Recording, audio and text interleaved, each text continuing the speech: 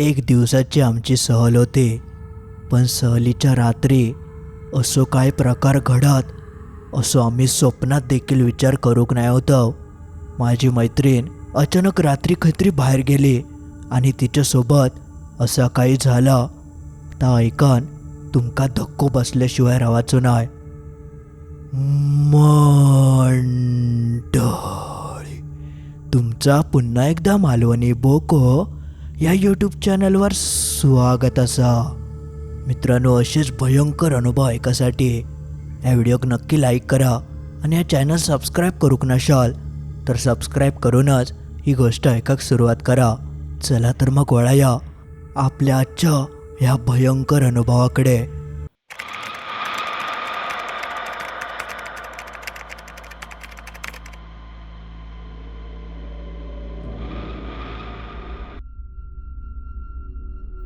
माझं नाव अमृता. आम्ही तेव्हा 10वी इयत्तेत शिकत होतो. ह्यो सगळं प्रकार माझ्या एका खास जिवलग मैत्रिणीसोबत घडलो होतो, जिचं नाव होतं वृंदा. तर झालं असं, 10वीच्या फायनल एक्झाम का 1.5 महिना उरलो होतो. शाळेतल्या शिक्षकांनी सगळं अभ्यासक्रम शिकवून पूर्ण केल्याने होतो आणि आता 1.5 महिनो आमका सुट्टी मिळणार होती. त्या 1.5 महिन्यात अभ्यास करून फायनल एक्झाम का जाऊचा होता. पण जेव्हा आमच्या शाळेचे शेवटचे दिवस होते तेव्हा सगळी मुलं शिक्षकांका मनाक लागली की हा आमचं शेवटचं वर्ष असं, ह्यानंतर मुलं आपापल्या दिशेने वेगळीकडे जातली, मग परत कोण भेटायचं नाही. ज्यामुळे जाता जाता आपण एक सहल काढूया, 1 दिवसाची सहल, ज्यात आपण सगळेजण एकत्र मजा करू. पहिल्यांदा शिक्षक कोण तयार होत नाही होता, कारण परीक्षा जवळ इली होती आणि अशा वेळेक खंय बाहेर वगैरे जाणं बरोबर नाही. अभ्यास करूसाठी सुट्टी मिळालेली असा, त्यामुळे सहलीसाठी ते तयार होत नाही होते. पण 10वी वर्गात शिकत असलेल्या सगळ्याच मुलांनी आग्रह केल्याने की आमका जाऊचा असा आणि परीक्षेक तर 1.5 महिना अजून बाकी आ आणि एका दिवसान काय होतला असा काय काय सांगान शेवटी सगळ्या मुलांनी शिक्षकांका सहलीक जाऊसाठी भाग पाडल्याने. पण ही सहल आमच्यासाठी इतकी भयंकर ठरत, इतकी महागात पडत याचं कोणीच आम्ही विचार करूक नाही होतो. कारण सहलीक तर सगळेजणच जातात, पण ह्या सहलीत जो काय प्रकार घडलो जो विचार करण्याच्या पलीकडचं होतं. शिक्षक तर सहलीसाठी तयार झाले, ज्यामुळे सगळी मुलं खूप आनंदी होती. आम्ही सुद्धा खूप आनंदी होतो, कारण पहिल्यांदाच असं काहीसा शाळेत घडत होतं. ह्याआधी अशी सहल कोणची काढूक नाही. पण आमच्या बॅचच्या मुलांनी खूपच आग्रह केल्यामुळे शिक्षक अखेरीस तयार झाले होते. मग तिने एक जागा शोधून काढल्याने सगळ्या मुलांनी सांगितल्याने की 1 दिवस आमका थंय थांबायचा असा आणि रात्री मस्त आगीच्या भोवती बसन गाणी वगैरे म्हणायची असत, खेळ खेळायचे आहेत, म्हणजे त्यांका थोडक्यात कॅम्पिंग करूची होती. शिक्षकांनी लगेचच असं एक ठिकाण शोधून काढल्याने आणि एका शिक्षकांच्या ओळखीवर ती जागा फायनल करून 1 दिवसासाठी थंय सगळेजण कॅम्पिंग का जाणार होते. तरी साधारण 40 ते 45 मुलं आमच्या वर्गात होते आणि 4 शिक्षक, अशी काहीशी माणसं त्या सहलीक जाणार होती. बघता बघता गाडी बुक झाली आणि तो दिवस ठरलो ज्या दिवशी थंय जाऊन राहायचा होता. आणि थंय प्रत्येक मुलासाठी वेगवेगळं टेंट होतं. टेंटमध्ये झोपायचं आणि मस्त थंय वेगवेगळे खेळ खेळायचे आणि काय हवा तर खायचं, अशी काहीशी आमची ती सहल होती. ह्याआधी आम्ही असं कधी करूकच नाही होतं, ज्यामुळे सगळीच मुलं खूप आनंदी आणि उत्साही होते. सकाळी आमची गाडी सुटली आणि दुपारी 1-1:30च्या दरम्यान आम्ही जेवसाठी त्या ठिकाणी गेलो. थंय जाऊन बघतो तर एकदम नदीच्या किनारी तो सगळं परिसर होतो आणि मोठेच्या मोठा कंपाऊंड तर आमका सगळ्यांका दिलेला होता. म्हणजे थोडक्यात ती एक प्रॉपर्टी होती आणि त्या प्रॉपर्टीच्या बाहेर आजूबाजू पूर्ण जंगल, ज्यामुळे खूप मस्त वाटत होता. हवासुद्धा एकदम गार होती, ज्यामुळे वातावरणसुद्धा एकदम थंडगार झाला होता. होय, आता पूर्ण दिवस काढूचा म्हणजे किती मजा येतली असे सगळेजण विचार करत होते. बघता बघता आमच्या सगळ्यांचं जेवण झालं. जेवण झाल्यानंतर सगळेजण खेळाक सुटले. जो कोणाक खयचो खेळ खेळायचो असा तो गेम आपापलो ग्रुप बनवून मुलं खेळाक लागली. आम्ही सुद्धा आमच्या मैत्रिणींसोबत खेळ खेळत होतो. खेळता खेळता संध्याकाळ झाली. संध्याकाळी सगळ्यांसाठी चहा नाश्ता केलेलो होतो तो आम्ही मस्तपैकी खालो आणि बघता बघता दिवस संपाकिलो, अंधार पडाक लागलो. तशी त्या प्रॉपर्टी सगळीकडे लाईटी लागले, टेंट वगैरे लावण्यात दिलो आणि सगळं काही वातावरणच बदलून गेलं. असं दृश्य याआधी फक्त आम्ही टी व्हीतच बघितलं होतं, पण ह्या वेळेक मात्र तर आम्ही स्वतः अनुभवत होतो आणि त्या सगळ्याची मजा खूपच वेगळी होती. बघता बघता रात्रीचे 8-8:30 झाले. आम्ही जेवण घेतलं, जेवण वगैरे झालं आणि मग शेकोटीच्या भोवती बसून आम्ही गाणी म्हणाक लागलो, गप्पा गोष्टी करत होतो. शिक्षकांबद्दल काय काय वाटतं आता सांगत होतो. असं आमचं काहीसं चालू होतं. रात्री 11-11:30पर्यंत आम्ही थंय खूप धमाल केलं आणि त्यानंतर शिक्षकांनी आमका सांगितल्याने की दिलेल्या टेंटमध्ये आपापल्या जावा आणि शांत झोपा, रात्रीचा कोणी बाहेर जाऊ नको, अशा काहीशा सूचना आमका दिल्याने तशी सगळी मुलं आपापल्या टेंटमध्ये गेली. ती प्रॉपर्टी सांभाळूसाठी तर एक बाई होती जिचं नाव होतं आशा. त्यांका आशाताई म्हणायचे. तर ती आशाताई संपूर्ण मुलांची काळजी घेत होती. कोण काय बाहेर जाणार तर नाही ना, कोणाक काय हवा काय नको त्या सगळा ती बघायची आणि त्याप्रमाणे तिने दिवसभर आमका सगळ्यांका सांभाळल्यान होतं. प्रॉपर्टीचे मालक त्या ठिकाणी नाही होते, पण ती बाईच ती सगळी प्रॉपर्टी बघायची, येणाऱ्या जाणाऱ्या पाहुण्यांची उठबस करायची आणि जेवण खावणसुद्धा तीच बाई करत होती. तर त्या आशाताईंनी सगळ्यांका झोपाक पाठवल्याने सगळेजण आपापल्या टेंटमध्ये झोपाक गेले आणि शिक्षकसुद्धा आपापल्या टेंटमध्ये गेले आणि सगळी मुलं 12पर्यंत गाढ झोपली होती. आम्हीसुद्धा गाढ झोपलो, कारण दिवसभर खेळान खूप दमक झाला होता. पण त्यानंतर जो काय प्रकार घडलो त्या प्रकारात आमच्या सगळ्यांची झोपच उडान गेली. मध्यरात्री अचानक आशाताई शिक्षकांका उठोक गेली आणि ती त्यांका म्हणाली की वृंदा खंय दिसत नाया, खंय गेली ती. तसे शिक्षकसुद्धा घाबरले, पटकन बाहेर येऊन वृंदाक शोधूक लागले. तशी आशाताई म्हणाली की तुम्ही हय बघा, मी बाहेर बघून येते खंय गेला काय. तशी ती पटकन पळत पळत प्रॉपर्टीच्या बाहेर खंय आकाय बघूक लागली आणि काही वेळान काय माहिती कसं पण आशाताई वृंदाक घेऊन बाहेर नाही इली आणि शिक्षकांका म्हणाली नशीब ही माका गावली. थंय बाहेर नदीच्या किनारी गेली होती. तसे सगळे शिक्षक वृंदाक विचारूक लागले तू बाहेर एकटा गेला कशा. पण त्यावर वृंदा कायच बोलत नाही होती. असं वाटत होतं की तिका कसलो तरी जबरदस्त धक्को बसलो आणि ती त्या धक्क्यातच ज्यामुळे तिच्या तोंडासून एक शब्द काय फुटत नाही होतं आणि ना तिच्या चेहऱ्यावर कसले हावभाव होते. शिक्षकांनी खूप प्रयत्न केल्याने तिका विचारूचो की काय झालं, पण त्यावर ती कायच उत्तर देऊक तयार नाही. शेवटी मग तिका पाणी वगैरे देऊन तिच्या टेंटमध्ये झोपाक पाठवल्याने तशी वृंदा काही एक न बोलता आपल्या टेंटमध्ये झोपाक गेली. कोणाकच समजत नाही होता की तिच्यासोबत नेमका काय झालं. शिक्षकसुद्धा विचारातच पडलेले, पण ह्या प्रकारामुळे शिक्षकांची तर झोपच उडाली. त्यानंतर मग ते काय झोपले नाही, ते बाहेरच बसन होते, जेणेकरून बाकी कोण असं बाहेर जाऊ नये. सकाळ होईपर्यंत ते जागेच होते आणि मग त्यानंतर सकाळचं नाश्ता वगैरे झाल्यावर सगळी मुलं गाडीत बसली आणि अखेरीस आम्ही त्या सगळ्या जागेक बाय बाय करून आम्ही आपले परत शाळेच्या दिशेने निघलो आणि शाळेत येऊन पोचलो. आमची ती सहल अखेरीस संपली होती. सहल झाल्यानंतर सगळी मुलं आपापल्या घराकडे गेली. शिक्षकांनी सांगितल्याने की आता सगळ्यांची मजा मस्ती करून झालेली असा, आता नीट अभ्यासाकडे लक्ष द्यावा. आता एखाद्या महिन्यानंच आपली परीक्षा असा, त्यामुळे सगळी मुलं आता अभ्यासाक लागणार होती. पण जेव्हापासून वृंदा बाहेरनं खायनं ती घाबरा नेली होती तेव्हापासून ती माझ्याशी ना नीट बोला ना इतर कोणाशी.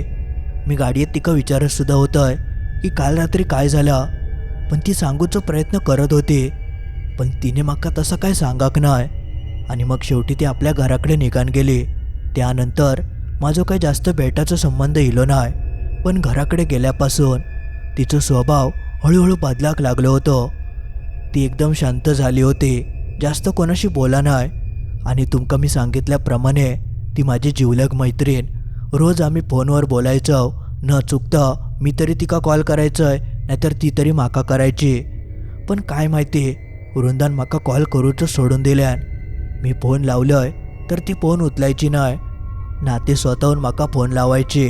3-4 दिवस निघान गेले आणि असं ह्याआधी कधीच झालं नाही होतं की आम्ही फोनवर सुद्धा बोलाक नाही. आम्ही शाळेत सुद्धा भेटायचो आणि रात्री फोनवर सुद्धा बोलायचो. तिचं या वागणं माका जरा विचित्रच वाटत होतं. त्यामुळे मग मी 5व्या काय 6व्या दिवशी तिच्या आईक फोन लावलंय आणि विचारलंय की वृंदा खया माझं फोन नाही कशा गुतलीत. तेव्हा तिच्या आईन माका जा काय सांगितल्यान ता ऐकन मी तर एका क्षणासाठी हादरलंय. ती म्हणाली, काय माहिती वृंदा असं काय वागतं, आमच्याशी नीट काय बोलत नाही ना आता तुका फोन वगैरे करत. काय झाला काय तुमचं, भांडण वगैरे झाला काय. तसं मी वृंदाच्या आईक म्हणालोय, हो नाही असं काय झालं नाही, पण ती असं कशाक वागतं, तिच्याकडे फोन देवा. तसं आईन तिच्याकडे फोन दिल्यान. तशी मी वृंदाक म्हणालोय, वृंदा काय झालं, बोलत नाही कशाक. तेव्हा ती माझ्याशी पहिल्यांदा बोलली. तिने माका एवढंच सांगितल्यान की माझ्या घराकडे ये, आपण भेटान बोलाया, एवढाच ती बोलली. ह्याआधी तिने असं कधीच करूक नाही होतं. माका कळालं की नक्कीच काहीतरी गडबडा. मी त्याच दिवशी संध्याकाळी वृंदाच्या घराकडे गेलोय आणि तिका भेटलोय आणि भेटन तिका विचारलंय की काय झालं. तेव्हा तिने माका सांगितल्यान की माका आजकाल खूप भीती वाटतं, माका एकट्याक राहायचं नाही. मी वृंदाकडे बघितलंय तर ती खूप घाबरल्यासारखी वाटत होती, जणू तिका कशाची तरी भीती वाटतं. म्हणून मी तिका खोलात जाऊन विचारलंय की काय झालं, कशामुळे या होतं. पण त्यावर ती काहीतरी सांगत होती. पण अचानक तिने सांगायचं थांबवल्यान जणू कोणतरी तिका लांबसून बघतं, ज्यामुळे ती माका काय सांगूक बघत नाही. तिच्या दबावाखाली किंवा तिच्या भीतीपायी माका नाही माहिती.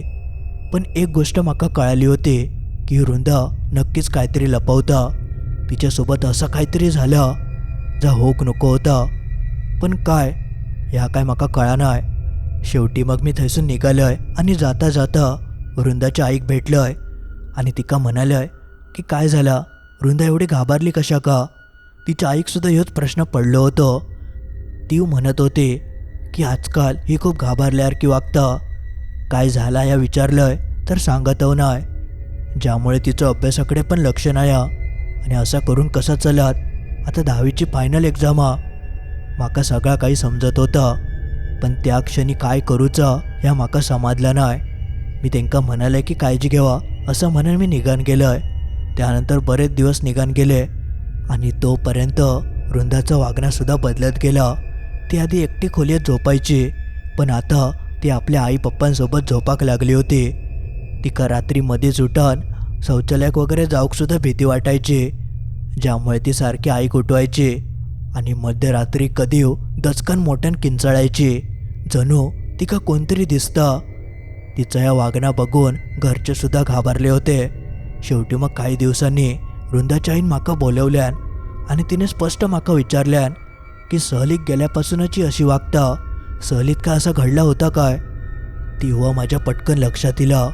मी तिंका म्हणालोय की रात्री काहीतरी बाहेर गेली होती, पण त्याच्या आशाताईंनी तिका शोधून आणल्याने काहीतरी पाण्याकडे गेली होती. ता ऐकन वृंदाची आई जरा घाबरली. तिका कळालं होतं की नक्कीच ते काहीतरी असा घडला ज्यामुळे वृंदाई अशी वागतं. त्यानंतर मी आणि वृंदा एकत्र बसलो होतो. तेव्हा अचानक काय झालं काय माहिती, वृंदान पटकन तिची पाठ दाखवल्यान तर तिच्या पाठीवर अक्षरशः नखाने वरबडल्यासारखे निशाण होते. ते बघता क्षणी माझ्या अंगावर काटोचिलं. मी तिका विचारलं, अगो ह्या काय झाला, कोणी केल्याने हा. पण त्यावर ती कायच बोलली नाही. तिका बोलायचं होतं पण कोणतरी अडवत होतं या माका त्या क्षणी कळालं. त्यामुळे मग मी जास्त काही तिका विचारूक नाही. मी सरळ थैसून बाहेर गेलोय आणि त्याबद्दल मी तिच्या आई घरात काय बोलाक नाही.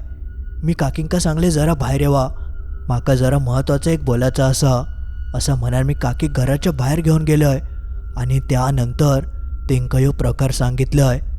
ता ऐकन वृंदाची आई तर रडाकत लागली. आमका दोघींकाव कळान चुकलं की वृंदासोबत नक्कीच काहीतरी भयंकर प्रकार घडतं आणि तो लवकरात लवकर थांबवकोय. त्यामुळे मग वृंदाच्या आईन तिच्या वडिलांकासुद्धा ह्या सगळ्या प्रकाराबद्दल सांगितल्यान. तेंका पहिल्यांदा खराच वाटत नाही होतं, ते जरा रागिष्टच होते. तेंका वाटायचं की अभ्यास करूक लागता म्हणून वृंदा नाटक करता. पण जेव्हा आईन विश्वासात घेऊन हे सगळं प्रकार सांगितल्यान तेव्हा तेंका अखेरीस पटला. आणि मग त्यानंतर तिने अशा एका माणसाचा शोध घेतल्याने जो असा बाहेरचा वगैरे काय असत तर बघायचो. तेव्हा तेंका एका वयस्कर पुजाऱ्यांची माहिती गावली. असा काय असत तर लोक तेंका विचारूक जायची आणि ते मार्ग देखील काढायचे. जेव्हा तेंका कळाला तसे वृंदाचे वडील त्या पुजाऱ्यांका भेटाक गेले. तेव्हा ते पुजारी म्हणाले की त्या मुली घय घेऊन येवा, त्याशिवाय मी काय करूक शकत नाही. मग त्यानंतर वृंदा तिची आई पप्पा आणि माकासुद्धा काकीनी बोलावून घेतल्याने आम्ही 4 जण त्या पुजाऱ्यांकडे गेलो. आणि थंय गेल्यानंतर त्या पुजाऱ्यांनी जेव्हा वृंदाक बघितल्याने तेव्हाच तेंका कळाला की आमका जा काय वाटत होता ता खरा होता. वृंदाक नक्कीच अशा खयच्या तरी शक्तीचो त्रास होत होतो, जी खयच्या तरी दुसऱ्या ठिकाणावरसून इलेली. आणि ती जी शक्ती होती ती अजून वृंदाच्या सोबत होती. ज्यामुळे त्या पुजाऱ्याने जे काय प्रश्न विचारल्यान त्यावर पट्टील अशी उत्तरा वृंदा देत नाही होती, कारण वृंदाचो आत्मा तिच्या शरीरातच नाही होतो. ह्या सगळा जेव्हा कळाला तेव्हा वृंदाचे आई पप्पा चांगलेच हादरले. त्या पुजाऱ्यांनी त्यांना सांगितल्याने की हिच्यासोबत जी खयची वाईट शक्ती इली ती आत्म्यांची अदलाबदली करता आपल्या सोयीनुसार ती वृंदाच्या शरीरात जाता आणि सोयीनुसार बाहेर येता. त्यामुळे कधी कधी वृंदा चांगली वागाक शकता कारण तिचो आत्मा तिच्या शरीरात पण कधी कधी वाईट वागता, नीट कोणाशी बोलत नाही. तेव्हा तो वाईट आत्मा हिच्या शरीरात येता आणि त्या क्षणी तो वाईट आत्मा तिच्या शरीरात होतो. त्यामुळे तो नीट काय उत्तरं देईनाय. ह्या जेव्हा ते पुजारी बोलत होते तेव्हा अक्षरशः माझ्या हातापायांवर काटो इलो होतो, कारण इतको हे सगळं भयंकर प्रकार असाक शकता याचो आम्ही कधीच विचार करूक नाही. त्यानंतर त्या पुजाऱ्यांनी थंय कसली कसली विधी घातल्याने 3 दिवस तेंका थंय थांबान ते विधी करून घेवचे होते. मी तर घराकडे निघानिलय, पण वृंदाचे आई पप्पा तिच्यासोबत थंय 3 दिवस थांबले होते. आणि त्या 3 दिवसात थंय जा काय घडला याचो मी विचार देखील करूक शकत नाही. माका एवढा समजला की वृंदावर एका बाईन काळी विद्या केल्या नव्हती, म्हणजे तिच्या पाठीमागून त्या सगळा इला होता. आणि ह्या सगळा ज्या बाईन केल्यान त्या बाईचं जेव्हा मी नाव ऐकलंय तेव्हा तर माझ्या पायाखालचीच जमीनच सरकली. ती बाई आशाताईच होती, जिने आमका सगळ्यांका त्या सहलीत गेलं होतं तेव्हा सगळ्यांका सांभाळल्या नव्हतं, खाऊचा पिवचा दिल्या नव्हता. पण ती बाई साधीसुधी नाही होती. त्याच बाईन काय तर खोटा नाटा करून हिच्या मागसून तर पाठवल्या नव्हता. 3 दिवस पूजा अर्चना करून सगळे विधी वगैरे करून अखेरीस माझी मैत्रीण वृंदा त्या सगळ्यासून बाहेर पडली होती. आणि बाहेर पडल्यानंतर तिने त्या दिवशी काय झालं तर सगळं सांगितल्यान ती म्हणाली की त्या दिवशी रात्री अचानक माझं टेंटचं दरवाजा उघडलं, बाहेर बघितलंय तर आशाताई उभे होते. त्यांनी मला सांगितल्याने की जरा माझ्यासोबत बाहेर ये, तुका काहीतरी दाखवचा. म्हणून मी उठण डोळे चोळत बाहेर इलय. आणि त्यानंतर त्यांनी काय केल्याने माका नाही माहिती. ते जा काय बोलत होते तर आम्ही सगळा होय होय म्हणत त्यांच्यासोबत जाऊक लागलंय. त्यांनी माका प्रॉपर्टीच्या मागच्या दारान बाहेर नेल्याने आणि थं एक मोठं झाड होतं, त्या झाडात खूप काय काय बांधलेलं होतं, खिळे वगैरे ठोकलेले होते. म्हणजे थंय सगळी काळी जादू वगैरे केल्यासारखी वाटत होती, बाहुली बिवली लावलेली होती. तर सगळा बघून मी घाबरलोय. पण तेव्हा माका काय झालं काय माहिती, माझं शरीर पूर्ण अडकानच गेलेला, माका त्यातून पळाको जमत नाही होता. त्यानंतर त्यांनी माका त्या झाडासमोर बसवल्याने आणि थंय कसले कसले मंत्र पुटपुटाक लागले. आणि त्यानंतर लिंबू वगैरे थंय तिने कापल्यान लाल भडक पाणी त्या लिंबूसून येऊक लागलं. आणि ती थंय काय करत होती माका नाही माहिती. पण त्या सगळ्यानंतर तर अचानक एक काळी भली मोठी आकृती प्रकट झाली. आणि तेव्हापासून ती आकृती माझ्यासोबत असा. माका कोणाशी ती बोलाक देत नाही, आणि जर मी कोणाक काय सांगाक गेलंय तर ती माका त्रास देता. दर दिवशी रात्री ती माका त्रास देऊक यायची. संपूर्ण अंगाक तिने नखांनी माका फाळल्या नव्हता, ज्यामुळे मी सगळ्यांका सांगाक भियायचंय. पण शेवटी हिंमत करून मी अमृता कसं तरी ह्या दाखवलंय जेणेकरून काहीतरी होईत. कारण आई पप्पा जेव्हा माझ्यासोबत असायचे तेव्हा ती आकृती माझ्या अवतीभोवती फिरायची, त्यामुळे माका कोणाकच काय सांगाक गावायचं नाही. पण अमृता जेव्हा इली होती तेव्हा ती आकृती थंय नाही होती, त्यामुळे मी पटकन माझ्या पाठीचे ते डाग दाखवलंय आणि नंतर काय मी बोलाक नाही, कारण मी जा काय बोलतोय ता तिका ऐकाक जायत होतं. आणि जर तिका ह्या समजलं असतं की हा सगळा मी केलंय तर ती काय माका जिती सोडणार नाही होती. नशिबान ती काय समजलं नाही आणि तुम्ही सगळ्यांनी माका हय घेऊन इलास आणि मोठ्या संकटातून वाचवलास. त्यानंतर ते पुजारीसुद्धा म्हणत होते की ती जी बाई होती तिने आपल्यावरचा जा काय संकट होता, जा काय तिच्या मागे होता, त्या सगळा वृंदाच्या पाठी घालवल्या नव्हतं. म्हणजे ती बाई खूप वर्षांपासून ही काळी विद्या वगैरे करत इली होती. तिचं नवरं आणि तिचं मुलगो दोघवले त्या काळे विद्येपायीच मरण पावले होते आणि त्या सगळ्यामुळे ती बाई खूप घाबरलेली. त्यामुळे ती काय सगळ्यासून पाठ सोडवची होती आणि त्यासाठी तिका एक माणूस होय होतो जो तिका गावा नाही. पण अखेरीस जेव्हा त्यांच्या प्रॉपर्टीत ह्या लहान मुलांची सहल इली तेव्हा तिका संधी गावली. तिने सगळ्याचं आयोजन केल्यान आणि आपले विधिंकसुद्धा तिने सुरुवात केल्यान आणि जशी रात्र झाली तशी ती वृंदाक घेऊन गेली आणि तिच्या पाठीवर त्या सगळा सोडल्यान. या सगळ्या वृंदाच्या आईवडिलांका कळाल्यानंतर ते खूप रागावले आणि त्यांनी ताबडतोब त्या प्रॉपर्टीवर जायचं ठरवल्याने. पण त्याआधीच ह्या पुजाऱ्यांनी सांगितल्याने होतं की ती बाई तुमच्या आता हातात गावाची नाही, कारण ह्या कृत्य करणं खूप जोखमीचं असतं. ह्या जर चुकलं कोणी त्या शक्तीक परत फिरवल्यान तर ती तिच्या मानकुटीवर बसतं आणि आतापर्यंत ती आता ह्या जगात नसत, कारण ही शक्ती मी परत फिरवून लावलं आहे. तरी देखील तुम्ही जाऊन विचारून बघा. तसे वृंदाचे आईवडील त्याच प्रॉपर्टीवर गेले. थंय जाऊन त्यांनी त्या बाईची चौकशी केल्याने थंय गेल्यानंतर कळालं की जेव्हापासून हय मुला रवान गेली होती तेव्हापासून ती बाई खैती नाहीशीच झाली. ती परत कोणाकच दिसाक नाही. वृंदाचे आईवडील थंयच्या मालकांका जाऊन भेटले. त्यांकासुद्धा त्या बाईबद्दल काय माहिती नाही होतं. पण जेव्हा त्यांनी हे सगळं प्रकार त्यांच्या कानावर घातल्याने तेव्हा ते सुद्धा हादरले. त्यांनी खूप माफी मागितल्याने, कारण अशा बाईक विचारपूस न करता ठेवणं म्हणजे त्यांचीच चूक होती. पण नशिबान वृंदासोबत अजून काय अनर्थ झालो नाही. ती ह्या सगळ्यातून सुखरूप बाहेर पडली. पण त्या बाईचं पुढे काय झालं या कोणाकच समजलं नाही. आणि सगळ्यात मोठा प्रश्न म्हणजे त्या बाईन वृंदाकच कशाक निवडल्यान ह्या पण कोणाकच कळालं नाही. तासुद्धा त्या बाईसोबतच निघान गेला. आता तिने वृंदात असं काय बघितल्यान तर तिचा तिका माहिती. पण त्या रात्री वृंदावर मात्र काळ रात्री इली होती. पण देवाच्या कृपेन आणि त्या पुजाऱ्यांमुळे हे सगळं मोठं अनर्थ टळलो आणि सुखरूप वृंदा या सगळ्यासून बाहेर पडली.